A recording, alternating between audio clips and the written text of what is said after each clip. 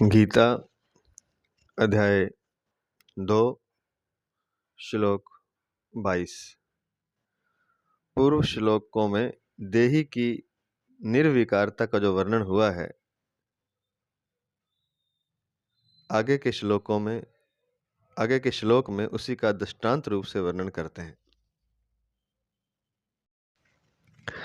वांसांसि जीर्णानि यथा विहाय नवानि गृह्णाति नरोपराणि तथा शरीराणि विहाय जीर्णान्यन्यानि संयाति नवानि देहि। मनुष्य जैसे पुराने कपड़ों को छोड़कर दूसरे नए कपड़े धारण कर लेता है, ऐसे ही देही पुराने शरीरों को छोड़कर दूसरे नए शरीरों में चला जाता है। महाराज श्री प्रातः स्मरणीय, प्रातः वंदनीय परम तत्व प्राप्त महापुरुष श्री राम सुखदास जी महाराज, उनके ग्रंथ व्याख्या ग्रंथ साधक संजीवनी से हम व्याख्या करने जा रहे हैं। वांसांसि जीर्णानि से लेकर संयाति नवानि देहि। इसी अध्याय के 13वें श्लोक में सूत्र रूप से कहा गया था कि देहांतर की प्राप्ति के विषय में धीर पुरुष शोक नहीं करते। अब उसी बात को उदाहरण देकर स्पष्ट रूप से कह रहे हैं कि जैसे पुराने कपड़ों के परिवर्तन पर मनुष्य को शोक नहीं होता, ऐसे ही शरीरों के परिवर्तन पर भी शोक नहीं होना चाहिए। कपड़े मनुष्य ही बदलते हैं, पशु पक्षी नहीं। अतः यहाँ कपड़े बदलने के उदाहरण में नरः पद दिया गया है।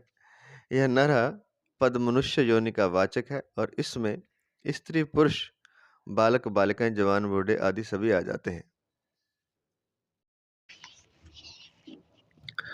जैसे मनुष्य पुराने कपड़ों को छोड़कर दूसरे नए कपड़ों को धारण करता है, ऐसे ही यह देही पुराने शरीरों को छोड़कर दूसरे नए शरीरों को धारण करता है। पुराना शरीर छोड़ने को मरना कह देते हैं और नया शरीर धारण करने को जन्मना कह देते हैं, और नया शरीर धारण करने को जन्मना कह देते हैं। जब तक प्रकृति के साथ संबंध रहता है, तब तक यह देही पुराने शरीरों को छोड़कर कर्मों के अनुसार या अंतकालीन चिंतन के अनुसार नए नए शरीरों को प्राप्त होता रहता है।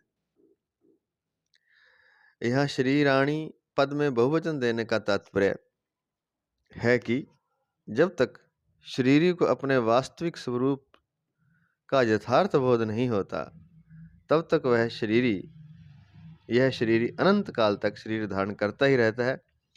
आज तक इसने कितने शरीर धारण किए हैं, इसकी गिनती भी संभव नहीं है। इस बात को लक्ष्य में रखकर शरीराणी पद में बहुवचन का प्रयोग किया गया है तथा संपूर्ण जीवों का लक्ष्य कराने के लिए यहाँ देही पद आया है। यहाँ श्लोक के पूर्वार्ध में तो जीर्ण कपड़ों की बात कही है और उत्तरार्ध में जीर्ण शरीरों की। जीर्ण कपड़ों का दृष्टांत शरीरों में कैसे लागू होगा?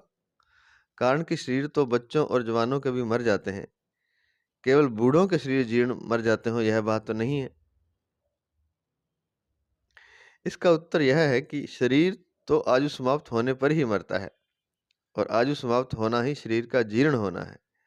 शरीर चाहे बच्चों का हो, चाहे जवान का हो, चाहे वृद्धों का हो, आयु समाप्त होने पर वे सभी जीर्ण ही कहलाएंगे।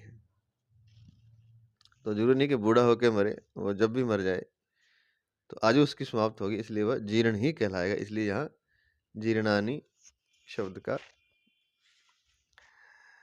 जीर्णान्यन्यानि संयाति नवानि देहि शब्द का प्रयोग किया गया है, जीर्ण शब्द का प्रयोग किया गया। शरीर का जीर्ण होना है, इसको स्टार लगा के नीचे अंडरलाइन करके दिया है। विवेक विचार पूर्वक देखा जाए तो आयु प्रतिक्षण समाप्त हो रही है, अर्थात शरीर प्रतिक्षण जीर्ण हो रहा है, प्रतिक्षण मर रहा है। यह एक क्षण भी स्थिर नहीं है। जैसे जवान होने से बालकपन मर जाता है, तो वास्तव में यह बालकपन निरंतर मरता ही रहा है, परंतु उधर दृष्टि न होने से प्रतिक्षण होने वाली मौत की तरफ ख्याल नहीं जाता। यह वास्तव में बेहोशी है।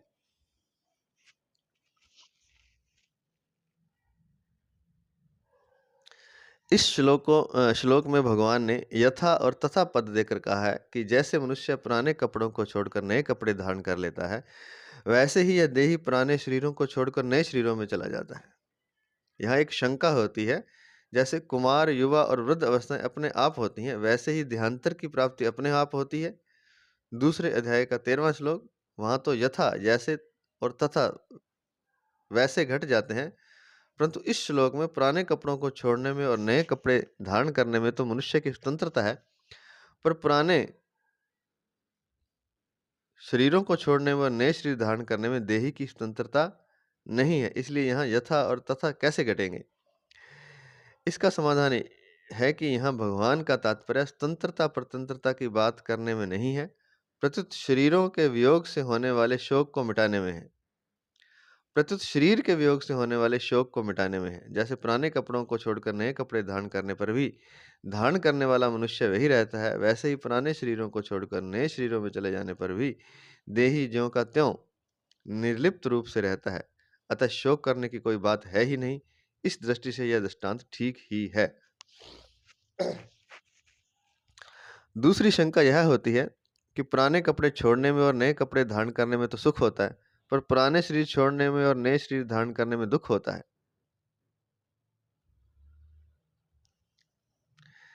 अतः यहाँ यथा और तथा कैसे घटेंगे, जैसे और वैसे कैसे घटेंगे? इसका समाधान यह है कि शरीरों के मरने का जो दुख होता है वह मरने से नहीं होता, प्रत्युत जीने की इच्छा से होता है। मैं जीता रहूं, ऐसी जीने की इच्छा भीतर में रहती है और मरना पड़ता है, तब दुख होता है। तात्पर्य यह हुआ कि जब मनुष्य शरीर के साथ एकात्मता कर लेता है, तब वह शरीर के मरने से अपना मरना मान लेता है और दुखी होता है। परंतु जो शरीर के साथ अपनी एकात्मता नहीं मानता, उसको मरने में दुख नहीं होता, प्रत्युत आनंद होता है। जैसे मनुष्य कपड़ों के साथ अपनी एकात्मता नहीं मानता, तो कपड़ों को बदलने में उसको दुख नहीं होता, कारण कि वहां उसका यह विवेक स्पष्टतः जागृत रहता है कि कपड़े अलग हैं और मैं अलग हूं। परंतु वही कपड़ों का बदलना अगर छोटे बच्चों का किया जाए, तो वह पुराने कपड़े उतारने में, नए कपड़े धारण करने में भी रोता है। उसका यह दुख केवल मूर्खता से, नासमझी से होता है। इस मूर्खता को मिटाने के लिए ही भगवान ने यहाँ यथा और तथा पद देकर कपड़ों का दृष्टांत दिया है। यहाँ भगवान ने कपड़ों के धारण करने में तो गृहणाति धारण करता है क्रियादि, पर शरीरों के धारण करने में संयाति जाता है क्रियादि। ऐसा क्रियाभेद भगवान ने क्यों किया?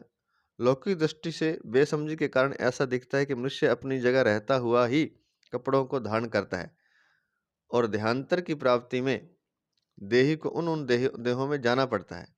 इस लौकिक दृष्टि को लेकर ही भगवान ने क्रियाभेद किया है। विशेष बात इस श्लोक की, गीता में येन सर्वमिदं ततम, दूसरे अध्याय के अभी 17वें श्लोक में आया था, इसी अध्याय के, नित्यः सर्वगतस्थाणु, और ये अभी 24वें श्लोक में आएगा इसी अध्याय के, आदि पदों से देही को सर्वत्र व्याप्त, नित्य, सर्वगत और स्थिर स्वभाव वाला बताया, तथा संयाति नवानी देही इस श्लोक में 2:22 में, शरीरम यद वापनोति 15वें अध्याय के 8वें श्लोक में, आदि पदों से देही को दूसरे शरीरों में जाने की बात कही गई है। अतः जो सर्वगत है, सर्वत्र व्याप्त है, उसका आना जाना कैसे? क्योंकि जो जिस देश में ना हो उस देश में चला जाए तो उसको जाना कहते हैं, और जो दूसरे देश में है वह इस देश में आ जाए उसको आना कहते हैं। परंतु देही के विषय में तो ये दोनों ही बातें नहीं घटती। इसका समाधान यह है कि जैसे किसी की बाल्यावस्था से युवावस्था हो जाती है, तो वह कहता है कि मैं जवान हो गया हूँ, परंतु वास्तव में वह जवान नहीं हुआ है, प्रत्युत उसका शरीर जवान हुआ है। इसलिए बाल्यावस्था में जो वह था, युवावस्था में भी वह वही है, परंतु शरीर से तादात्म्य मानने के कारण वह शरीर के परिवर्तन को अपने में आरोपित कर लेता है। ऐसे ही आना जाना वास्तव में शरीर का धर्म है। पर शरीर के साथ तादात्म्य होने से वह अपने में आना-जाना मान लेता है। अतः वास्तव में देही का कहीं भी आना-जाना नहीं होता, केवल शरीरों के तादात्म्य के कारण उसका आना-जाना प्रतीत होता है। अब यह प्रश्न होता है कि अनादि काल से जो जन्म-मरण चला आ रहा है, उसमें कारण क्या है? कर्मों की दृष्टि से तो शुभ-अशुभ कर्मों का फल भोगने के लिए जन्म-मरण होता है। ज्ञान की दृष्टि से अज्ञान के कारण जन्म-मरण होता है। और भक्ति की दृष्टि से भगवान की विमुखता के कारण जन्म-मरण होता है। इन तीनों में भी मुख्य कारण है कि भगवान ने जीवों को जो स्वतंत्रता दी है, उसका दुरुपयोग करने से ही जन्म-मरण हो रहा है। अब यह जन्म-मरण कैसे मिटे? मिली हुई स्वतंत्रता का सदुपयोग करने से जन्म-मरण मिट जाएगा। तात्पर्य है कि अपने स्वार्थ के लिए कर्म करने से जन्म-मरण हुआ है, अतः अपने स्वार्थ का त्याग करके दूसरों को हित के लिए कर्म करने से जन्म-मरण मिट जाएगा। अपनी जानकारी का अनादर करने से जन्म-मरण हुआ है, अतः अपनी जानकारी का आदर करने से जन्म-मरण मिट जाएगा। भगवान से विमुख होने से जन्म-मरण हुआ है, अतः भगवान के सम्मुख होने से जन्म-मरण मिट जाएगा। जानकारी का अनादर करने से, इसको स्टार लगा के नीचे अंडरलाइन करके दिया है। अपनी जानकारी का अनादर करने का तात्पर्य है कि हम जितना जानते हैं उसके अनुसार कार्य न करना। जैसे सत्य बोलना ठीक है, झूठ बोलना ठीक नहीं। ऐसा जानते हुए भी स्वार्थ के लिए झूठ बोल देते हैं। कोई हमें सुख देता है तो हमें अच्छा लगता है और कोई दुख देता है तो बुरा लगता है। ऐसा जानते हुए भी अपने सुख के लिए दूसरों को दुख देते हैं। ऐसे ही हम जानते हैं कि शरीर आदि सब जाने वाले हैं, रहने वाले नहीं हैं, फिर भी इसमें मोह ममता करते हैं। यही अपनी जानकारी का अनादर करना है।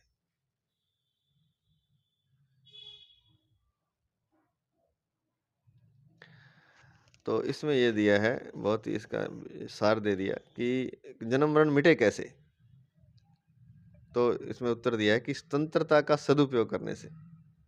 तात्पर्य क्या है कि स्वार्थ के लिए कर्म करने से जन्म मरण हुआ था, अतः निस्वार्थ हो जाए, दूसरों के हित के लिए कर्म करें तो जन्म मरण मिट जाएगा। एक तो सूत्र ये है, अपनी स्वतंत्रता का सदुपयोग करें, स्वार्थ के लिए ना लगें, परमार्थ के लिए लग जाएं। और फिर अपनी जो जानकारी है, जो हमें पता है कि ये सही है ये गलत है, तो उस जानकारी के हिसाब से जो सही है उसे करें, जो गलत है उसे छोड़ दें, तो ऐसे भी जन्म मरण मिट जाएगा। मोह ममता अपने आप छूट जाएगी जब आप जो सही है, जो धर्म है वो करेंगे तो। और तीसरा बताया इन्होंने कि भगवान से विमुख होने से जन्म मरण हुआ है, अतः भगवान के सुमुख होने से जन्म मरण मिट जाएगा। भगवान की तरफ दृष्टि रखें, संसार की तरफ ना रखें। भगवान को ही सब कुछ बना लें, भगवान को ही सब कुछ अर्पित कर दें, भगवान को ही सब कुछ कहें।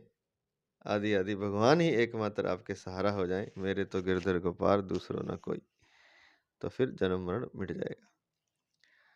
अब अंत में दिया है परिशिष्ट भाव। मनुष्य नई नई वस्तु चाहता है तो भगवान भी उसको नई नई वस्तु, शरीर आदि सामग्री देते रहते हैं। शरीर बूढ़ा हो जाता है तो भगवान ने उसको नया शरीर दे देते हैं, भगवान उसको नया शरीर दे देते हैं। अतः नई नई इच्छा करना ही जन्म मरण का हेतु है। नई नई इच्छा करने वालों को अनंत काल तक नई नई वस्तु मिलती ही रहेगी। मनुष्य में एक इच्छा शक्ति है, एक प्राण शक्ति है।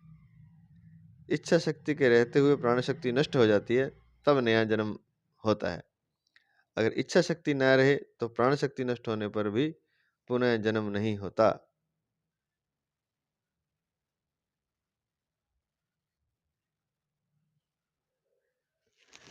तो हमारे मन में कुछ इच्छाएं होती हैं, उनके कारण हमारा जन्म होता है।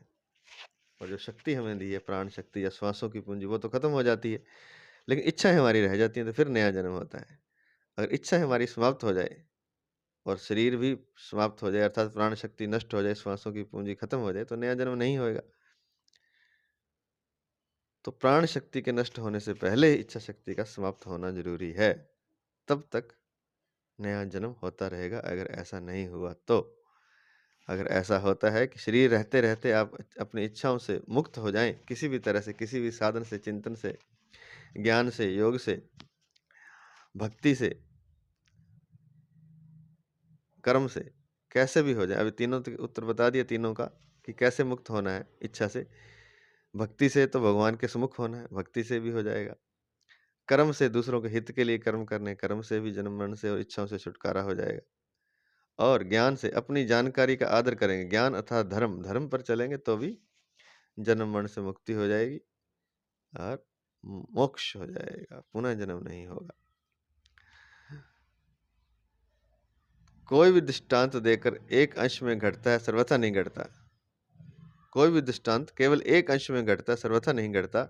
यहाँ पुराने कपड़े छोड़कर नए कपड़े बदलने का दृष्टांत केवल इस अंश में है कि जैसे आदमी अनेक कपड़े बदलने पर भी एक ही रहता है, ऐसे ही स्वयं अनेक योनियों में अनेक शरीर धारण करने पर भी एक वही का वही रहता है। जैसे पुराने कपड़ों को छोड़ने से हम मर नहीं जाते और नए कपड़े धारण करने से हम पैदा नहीं हो जाते, ऐसे ही पुराने शरीरों को छोड़ने से हम मर नहीं जाते और नया शरीर धारण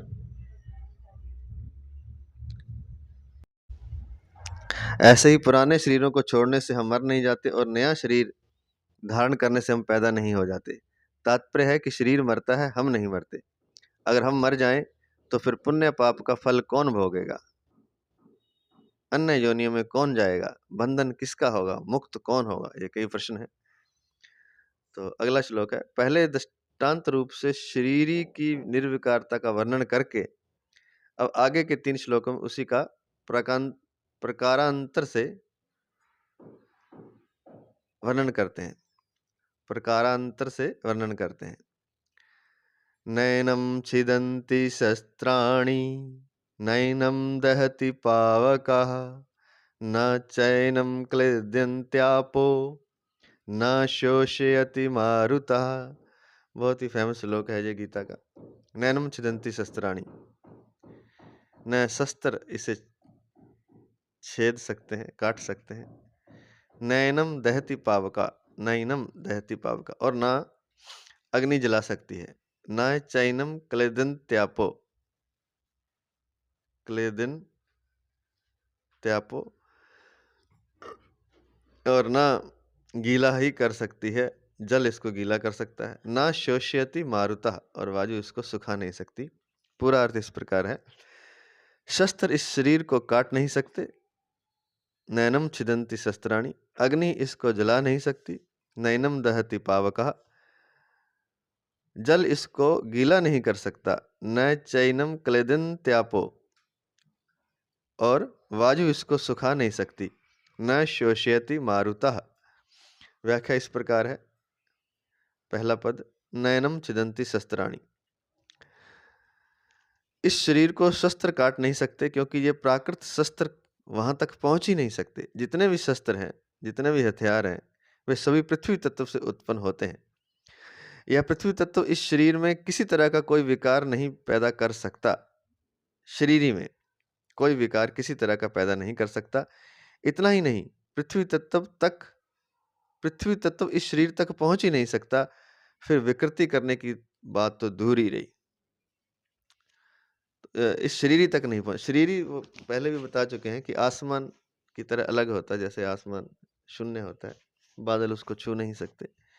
बहुत बार ये बात आ गई है। तो शरीरी तक पृथ्वी तत्व पहुंच नहीं सकता, और शस्त्र बनते हैं पृथ्वी तत्व से, तो उसको वह काट नहीं सकते।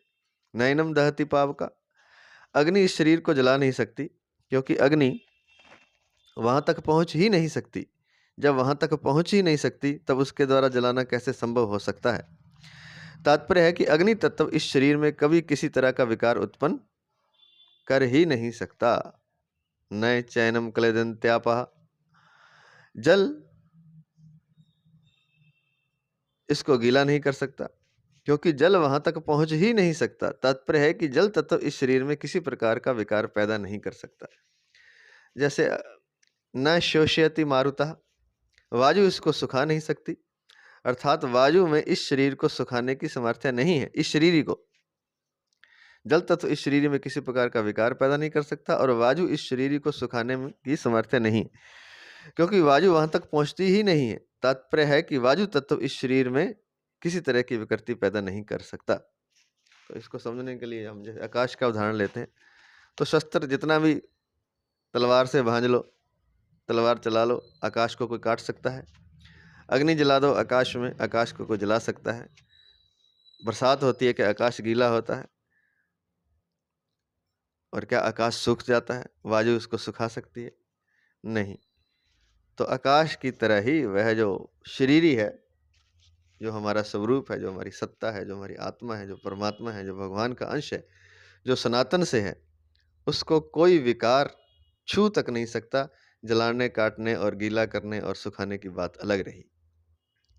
कोई भी इस प्राकृतिक, इस माया संसार की वस्तु, व्यक्ति उसे छू तक नहीं सकता। इसलिए वह ना कटता है, ना जलता है, ना डूबता है, ना गीला होता है, ना वायु सुखा सकती है।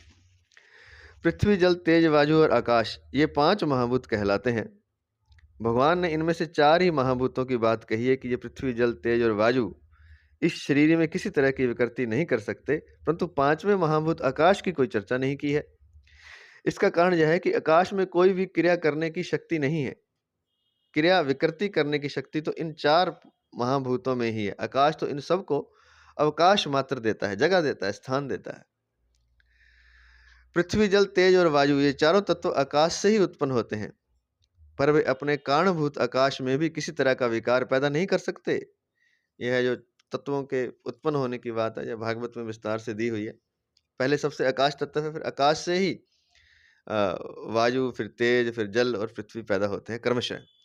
तो ये चारों तत्व आकाश से ही उत्पन्न होते हैं, पर वे अपने कारणभूत आकाश में भी किसी तरह का विकार पैदा नहीं कर सकते। अर्थात पृथ्वी आकाश का छेदन नहीं कर सकती, जल गीला नहीं कर सकता, अग्नि जला नहीं सकती और वायु सुखा नहीं सकती। जब ये चारों तत्व अपने कारणभूत आकाश को, आकाश के कारणभूत महतत्व को और महतत्व के कारणभूत प्रकृति को भी कोई क्षति नहीं पहुंचा सकते, तब प्रकृति से सर्वथा अतीत शरीर तक ये कैसे पहुंच सकते? ये तो प्रकृति से सर्वथा अतीत शरीर तक ये पहुंच ही कैसे सकते हैं? आकाश का उदाहरण देते हैं। तो आकाश भी महतत्व से बनता है और महतत्व प्रकृति से बनता है। तो ये तो जो 4 तत्व हैं, जल, वायु, अग्नि और पृथ्वी, ये प्रकृति तक ही नहीं पहुंच सकते, जो कि आकाश का एक तरह से आकाश तत्व जहाँ से पैदा होता है, तो परमात्मा तक तो पहुंच ही कैसे सकते हैं? तब प्रकृति से सर्वथा अतीत शरीरी तक ये पहुंच ही कैसे सकते हैं? इन गुण युक्त पदार्थों की उस निर्गुण तत्व में पहुंच ही कैसे हो सकती है? नहीं हो सकती। गीता के 13वें अध्याय का 31वां श्लोक इसी बारे में है। शरीरी नित्य तत्व है। पृथ्वी आदि चारों तत्वों को इसी से सत्ता स्फूर्ति मिलती है। अतः जिससे इन तत्वों को सत्ता स्फूर्ति मिलती है, उसको ये कैसे विकृत कर सकते हैं, विकृत कर सकते हैं?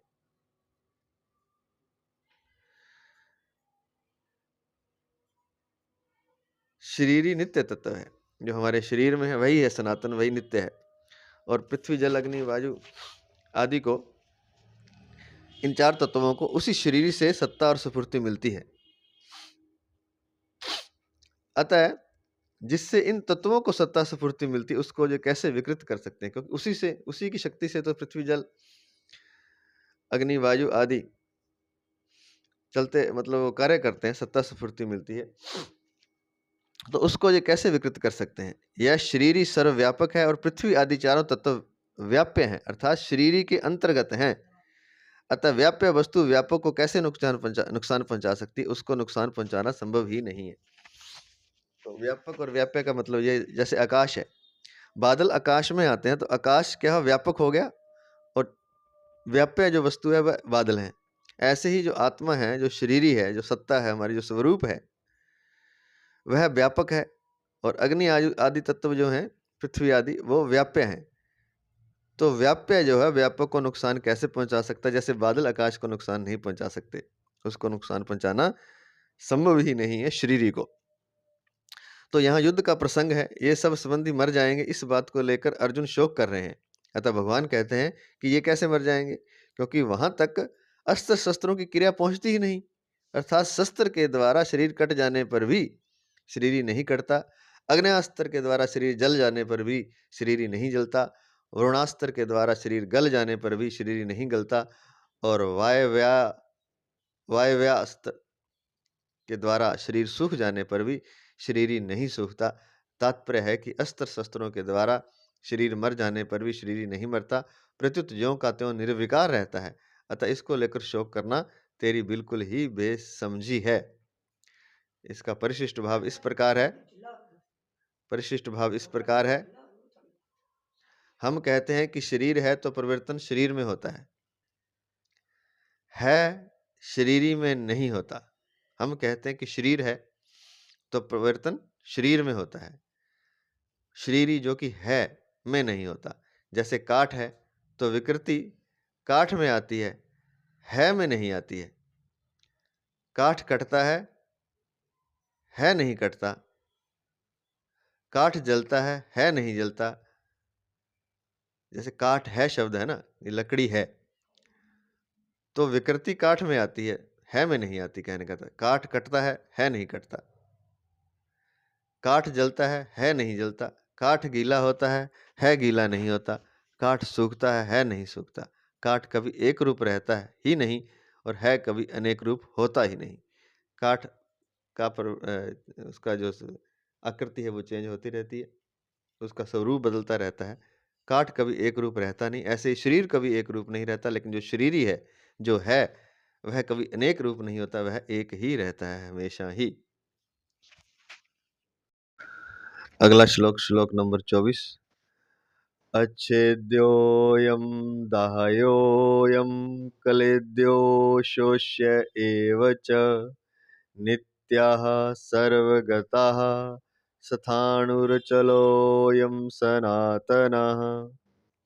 यह शरीरी काटा नहीं जा सकता, यह जलाया नहीं जा सकता, यह गीला नहीं किया जा सकता और यह सुखाया भी नहीं जा सकता, कारण कि यह नित्य रहने वाला, सब में परिपूर्ण, अचल, स्थिर स्वभाव वाला और अनादि है। व्याख्या इस प्रकार है। शस्त्र आदि इस शरीर में विकार क्यों नहीं करते, यह बात इस श्लोक में कहते हैं। पहला शब्द है अच्छेद्यो अयम। शस्त्र इस शरीर का छेदन नहीं कर सकते। इसका मतलब यह नहीं कि शस्त्रों का अभाव है या शस्त्र चलाने वाला अयोग्य है, प्रत्युत छेदन रूपी क्रिया शरीर में प्रविष्ट ही नहीं हो सकती या छेदन होने के योग्य ही नहीं है। शस्त्र के सिवाय मंत्र, शाप आदि से भी इस शरीर का छेदन नहीं हो सकता। ऐसे याज्ञवल्क्य के प्रश्न का उत्तर न दे सकने के कारण उनके शाप से शकल्य का मस्तक कटकर गिर गया, वृद्धारण्यक उपनिषद में है। इस प्रकार देह तो मंत्रों से वाणी से कट सकता है, पर देही सर्वथा अछेद्य है। अदायोयम, यह शरीरी अदाह्य है क्योंकि इसमें जलने की योग्यता ही नहीं है। अग्नि के सिवाय मंत्र, शाप आदि से भी यह देही जल नहीं सकता। जैसे दमयंती के शाप देने से व्याध बिना अग्नि के जलकर भस्म हो गया, इस प्रकार अग्नि शाप आदि से वही जल सकता है जो जलने योग्य होता है। इस देही में तो दहन क्रिया का प्रवेश ही नहीं हो सकता। अक्लेद्य, यह देही गीला होने योग्य नहीं है, अर्थात इसमें गीला होने की योग्यता ही नहीं है। जल से एवं मंत्र, शाप, औषधि आदि से यह गीला नहीं हो सकता। जैसे सुनने में आता है कि मालकोश राग के गाए जाने से पत्थर भी गीला हो जाता है। चंद्रमा को देखने से चंद्रकांत मणि गीली हो जाती है, परंतु यह देही राग, रागनी आदि से गीली होने वाली वस्तु नहीं है।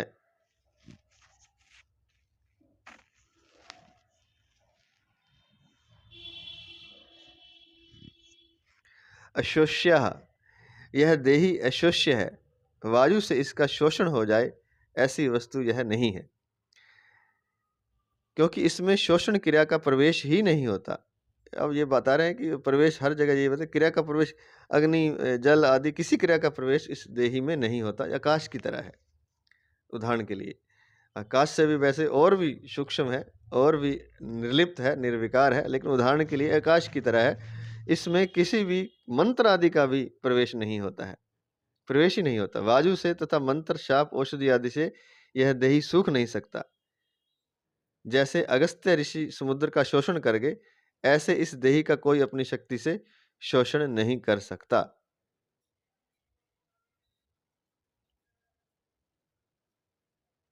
एवच, अर्जुन नाश की संभावना को लेकर शोक कर रहे थे, इसलिए शरीर को अच्छेद्य अदाह्य, अक्लेद्य और अशोष्य कहकर भगवान एव च पदों से विशेष जोर देकर कहते हैं कि यह शरीर तो ऐसा ही है, इसमें किसी भी क्रिया का प्रवेश नहीं होता, अतः यह शरीर शोक करने योग्य है ही नहीं। अगला शब्द है नित्यः। यह देही नित्य निरंतर रहने वाला है। यह किसी काल में नहीं था और किसी काल में नहीं रहेगा, ऐसी बात नहीं है, किंतु यह सब काल में नित्य निरंतर ज्यों का त्यों रहने वाला है। सर्वगतः। यह देही सब काल में ज्यों का त्यों ही रहता है, तो यह किसी देश में रहता होगा? इसके उत्तर में कहते हैं कि यह देही संपूर्ण व्यक्ति, वस्तु, शरीर आदि में एक रूप से विराजमान है। यह जो आत्मा है, यह जो देही है, यह संपूर्ण व्यक्तियों में, संपूर्ण वस्तुओं में, संपूर्ण शरीरों आदि में एक रूप से विराजमान है। यह सर्वगत है, अर्थात सब में ही समाया हुआ है। अचला। यह सर्वगत है, तो यह कहीं आता जाता भी होगा। इस पर कहते हैं कि यह देही स्थिर स्वभाव वाला है, अर्थात इसमें कभी यहाँ और कभी वहाँ इस प्रकार आने जाने की क्रिया नहीं है। स्थाणु। यह स्थिर स्वभाव वाला है, कहीं आता जाता नहीं, यह बात ठीक है, पर इसमें कंपन तो होता होगा। जैसे वृक्ष एक जगह ही रहता है, कहीं भी आता जाता नहीं, वह एक जगह पर रहता हुआ ही हिलता है, ऐसे इस देही में भी हिलने की क्रिया होती होगी। इसके उत्तर में कहते हैं कि यह देही स्थाणु है, अर्थात इसमें हिलने की क्रिया भी नहीं है। सनातनः। यह देही अचल है, स्थाणु है, यह बात तो ठीक है, पर यह कभी पैदा भी होता होगा। इस पर कहते हैं कि यह सनातन है, अनादि है, सदा से है, यह किसी समय नहीं था, ऐसा संभव ही नहीं है। विशेष बात महाराज जी ने दिया है, यह संसार अनित्य है, एक क्षण भी स्थिर रहने वाला नहीं है, परंतु जो सदा रहने वाला है, जिसमें कभी किंचन मात्र भी परिवर्तन नहीं होता, उस देही की तरफ लक्ष्य कराने में नित्यः पद का तात्पर्य है। देखने, सुनने, पढ़ने, समझने में जो कुछ प्राकृतिक संसार आता है, उसमें जो सब जगह परिपूर्ण तत्व है, उसको लक्ष्य कराने में सर्वगतः पद का तात्पर्य है। संसार मात्र में जो कुछ वस्तु, व्यक्ति, पदार्थ आदि हैं, वे सब के सब चलायमान हैं। उन चलायमान वस्तु, व्यक्ति, पदार्थ आदि में जो अपने स्वरूप से कभी चलायमान विचलित नहीं होता, उस तत्व की तरफ लक्ष्य कराने में अचलः पद का तात्पर्य है। सारी वस्तुएं चलायमान है, शरीर, व्यक्ति, पदार्थ आदि, लेकिन उसके अंदर जो परमात्मा है, जो स्वरूप में स्थित है, अपने स्वरूप से कभी चलायमान नहीं होता, उस तत्व की तरफ लक्ष्य कराने में अचलः पद का तात्पर्य है। प्रकृति और प्रकृति के कार्य संसार में प्रतिक्षण क्रिया होती है। प्रकृति और प्रकृति के कार्य संसार में प्रतिक्षण क्रिया होती है, परिवर्तन होता रहता है।